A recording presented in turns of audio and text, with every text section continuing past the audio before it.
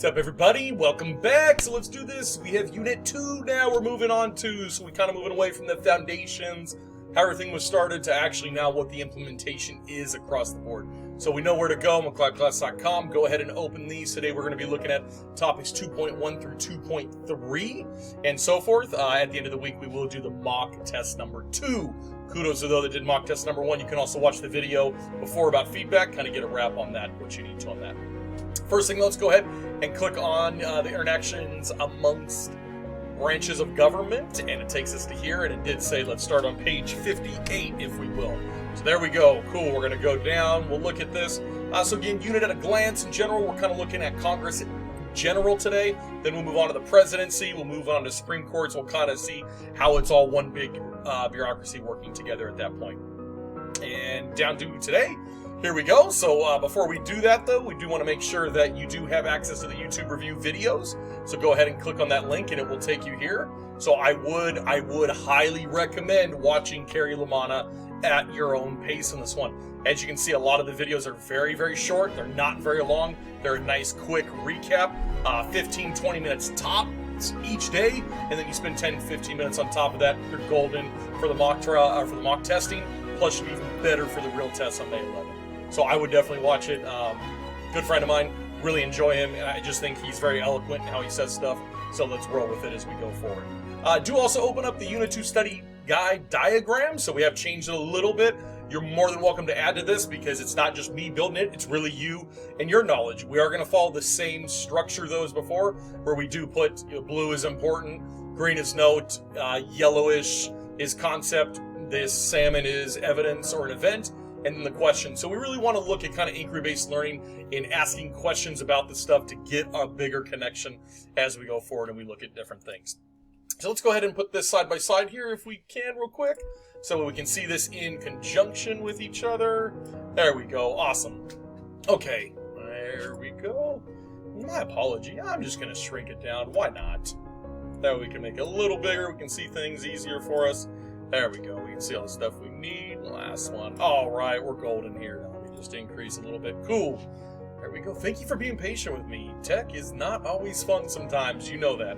Okay, 2.1. Congress, the Senate, and the House of Representatives. So the enduring understanding, what it's asking us over here is the Republican ideal in the U.S. is manifested in the structure and operation of the legislative branch. Okay. If we do look at our center circle here, though, right, I have a tough time when I do this because I don't want to put a pyramid. I don't want to put something because I don't like when people see something on top. They usually think that means more than the ones down here. The whole point is we want to kind of get is that it's a very cyclical, it's a very fair, equal way to balance the power. And if you remember from Unit 1, we talked about the sharing of power is the balance of it and why we want to keep it away from one entity so that way it's not so draconian, monarchical, all centered on one person. So we want to keep it equal. So do know in this one, what you would want to really prioritize is that there is no one branch above the other. That's the sharing power and the checks and balances, as we call it. So we really do want to push that theme there. So I have a tough time when I put legislative on the top, but it is what it is. Okay, so moving on, learning objective, describe the different structures, powers, and functions of each House of Congress. Excellent. So I know this seems very non-AP-ish, but we do have to remember it. Congress is not one or the other. Congress is the legislative branch. Congress is the Senate and the House of Representatives. So we have our Senate here, House of Representatives. They may do similar things, but they do different things too. They are different in terms of size, right? One is represented by the state equally, so we get 2 for each state, times so forth. House of Representatives is by population size, so clearly certain areas have more House of Representatives, congressional folk, than other places do, and that's just how it was made to balance it out, and we do know that. We could go forward and keep looking at that. Essential knowledge here. The Senate is designed to represent states equally. Yep, while the House is designed to represent the population. Boom. Got that. Definitely need to solidify that. Different chambers, sizes, and constituencies influence formality of debate. Totally. Because when you think about it, you know, a House, which is a lot less people, there's only X amount of people, where in, the Senate versus the House, people get talking more. We know as more people talk, debates can get going. So it will change the complexity and formality of it. So that is something to keep in mind, that although they kind of try to do similar functions and they do the same purpose, what does size change, though? Size, of course, does change things. So keep that in mind as you go through and you investigate and you look at your stuff here. Coalitions in Congress are affected by term length differences. Totally. So if we look down here on term lengths, we notice here, one of them, it says there, coalitions in government are determined by this. So yes, it's a massive important point for us to remember, is that term limits and where they're at will change the flow of the government. For example, if you have someone getting out in 4 years versus 2 versus 6, and where that election is, it could change the vibe of what the government at the point or what Congress is moving forward with. So having the term limits all offset on different times really allows for that organic growth within Congress. So that way it's not a, okay, let's take this Congress, completely switch them out and go. It's a nice way to keep part of the old, part of the new, part of the current. It's a way to really balance it. And again, we go back to that concept of balancing of power. So if you can structure that in your essay questions at some point, I would really hit that. It's a high level word to hit, that the balancing and the sharing principle of the federal government. The enumerated and implied powers of the Constitution allow the creation of public policy by Congress, which includes up here. So we do need to know that. Again, it is a yellow one, so it's a concept. We gotta have that there. So we do see we can pass the federal budget, raise revenue, declare war, coin money, enacting legislation.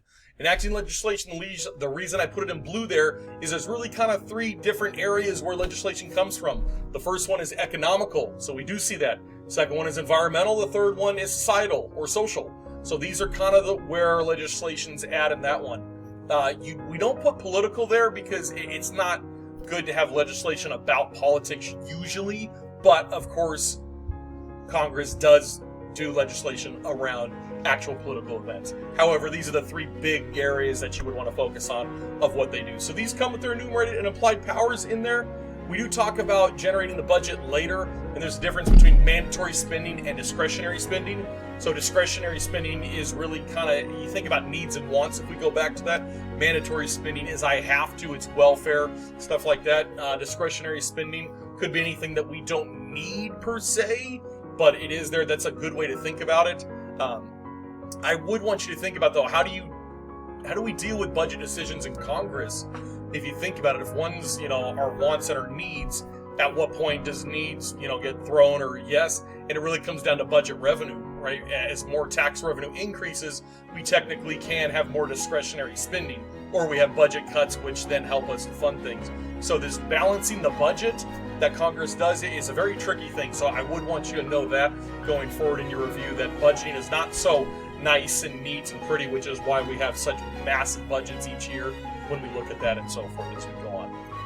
Next legislation. Good, awesome. We talked about that. So now let's move to topic 2.2. So looking at the structures, powers, and functions of Congress. Again, we're under the same thing, but we're really looking at now how this structure affects policy making across the board in it. It's very different when you think about it, that, when you learn in Unit 1 that we're all coming together as a collective, federalism, we have states' rights, we have federal rights, all this, but how do we really come together and make that work?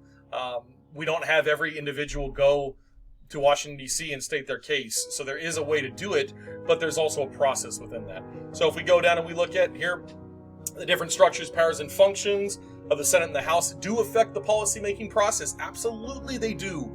Yes, 2 people for a state versus 100, 60, something like that makes a big difference, because I would think more than 20 people could probably get out to see more people than 2. Yes, that's still not a lot, but it is different, right, in terms of your constituency.